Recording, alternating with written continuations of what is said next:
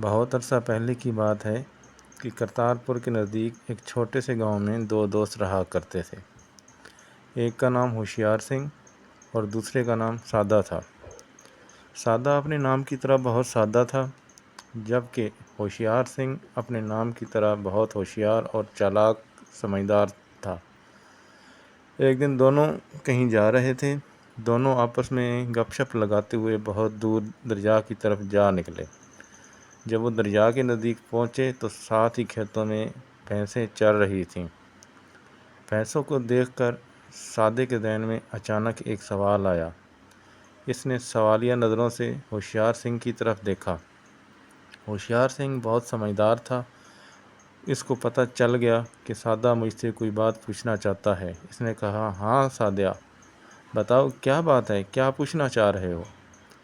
سادے نے بھینسوں کی طرف اشارہ کرتے ہوئے ہوشیار سنگھ کو کہا کہ دیکھو، آسمان پر تمام پرندے اڑتے ہیں۔ میں یہ سوچ رہا ہوں کہ بھینسیں جو زمین پہ چر رہی ہیں، کیا یہ آسمان پر نہیں اڑ سکتی؟ تو اس کی جواب میں ہوشیار سنگھ نے سادے کو کہا کہ یہ رب کی کائنات کا نظام ہے، رب بھی بہتر جانے، ہم اس بارے میں کوئی اندازہ نہیں لگا سکتے۔ اسی میں کوئی نہ کوئی مصلحت ہوگی کہ بھینس اڑ نہیں سکتی۔ چھوڑو، اتنے زیادہ ذہن پہ زور مت دو، چلو واپس چلتے ہیں، ہم بہت دور نکل آئے ہیں، شام ہو رہی ہے۔ وہ دونوں واپس گھر کی طرف جا رہے تھے کہ اچانک ایک پرندہ اڑتا ہوا آیا۔ اس نے سادے کے سر کے اوپر بیٹ کر دی۔ ہوشیار سنگھ اس کو دیکھ کر زور زور سے ہنسنے لگ گیا۔